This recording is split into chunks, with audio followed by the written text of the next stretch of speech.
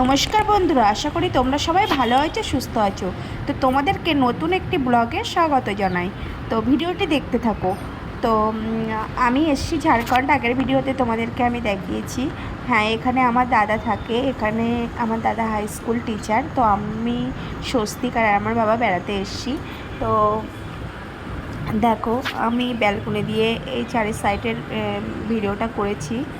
তো এই পরিবেশটা তো আমার খুব ভালো লেগেছে, বেশ শান্তশিষ্ট পরিবেশ। আমি আগেও এসেছি একবার, তো ভালো লেগেছে বলেই আমি আবার এসেছি। বেশি দিন হয়নি, এসেছি সেই ফেব্রুয়ারিতে।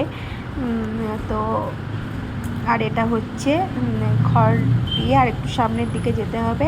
এটা ব্যালকনি ঠিক না, ছাদ টাইপের, উপরে ছাউনি নেই। এখান থেকে রাস্তা দেখা যায়, দেখো গাড়ি যাচ্ছে।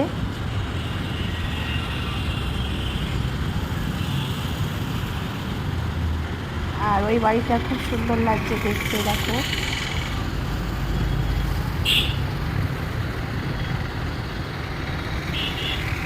এখানে জনবসতি একটু কম, যেহেতু পাহাড় ঠিক না, এখানে কয়লা খনি আছে। তো যাই হোক, আর এখানে আমাদের ওইখানে যেমন বাইকগুলো জোরে জোরে চালায়, এখানে খুব বাইক চালায় সবাই আস্তে আস্তে। তারপরে সোজা উঠে যাচ্ছি উপরের ছাদে। তো তোমরা ভিডিওটা দেখতে থাকো। আর এখানে এসে আমার প্রচুর পরিমাণে ঠান্ডা লেগেছে। আমার ভয়েস শুনে তোমরা বুঝতেই পারছো। আর এই একটা ছাদ আছে, এই ছাদটাও ব্যালকনি টাইপের, কিন্তু তালা দেওয়া থাকে।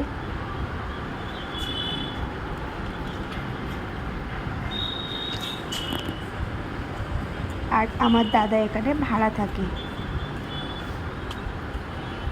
আর এই ছাদে চলে গেলাম। ভীষণ বৃষ্টি হয়েছে, ছাদ পুরো ভিজে আছে।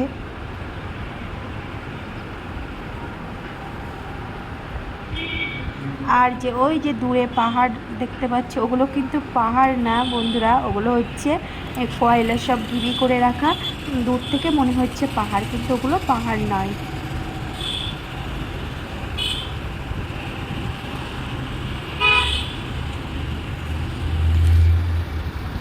তো চারপাশটা খুব সুন্দর।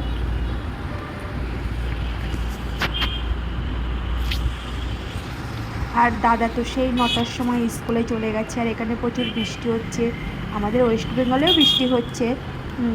তো আমি স্বস্তিক আর বাবা ওই ঘরেই আছি। কি করব, বৃষ্টির মধ্যে তো আর বাইরে যেতে পারছি না, কিছু করার নেই।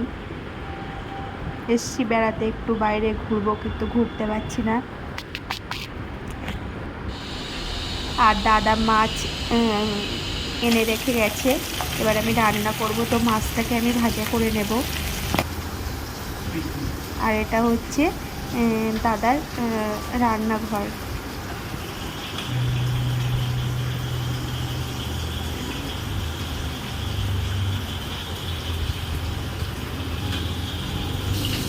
আর সকালে অ্যাকচুয়ালি আমার দাদা আগে একা একা রান্না করে খেত, কিন্তু এখন একটা রান্নি রেখেছে। দাদারা 3টে স্যার থাকে এখানে, তো 3জনে রান্না করে দেয়। তো সকালবেলা সেই রান্নি রুটি সবজি বানিয়ে দিয়ে গেছে, ওটা আমরা খেয়েছি।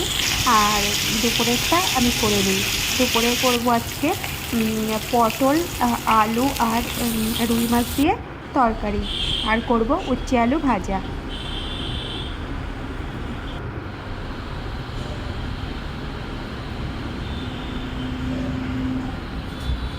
তো আমার রান্নাটা হয়ে গেছে, এবার আমি নামিয়ে নেব। তো ভিডিওটি তোমাদের কেমন লাগলো অবশ্যই কমেন্টে জানিও। আর সাবস্ক্রাইব করতে কিন্তু একদম ভুলো না বন্ধুরা। তোমরা সবাই ভালো থেকো, সুস্থ থেকো। আবারও দেখা হবে পরবর্তী একটি ব্লগে। সবাইকে টাটা।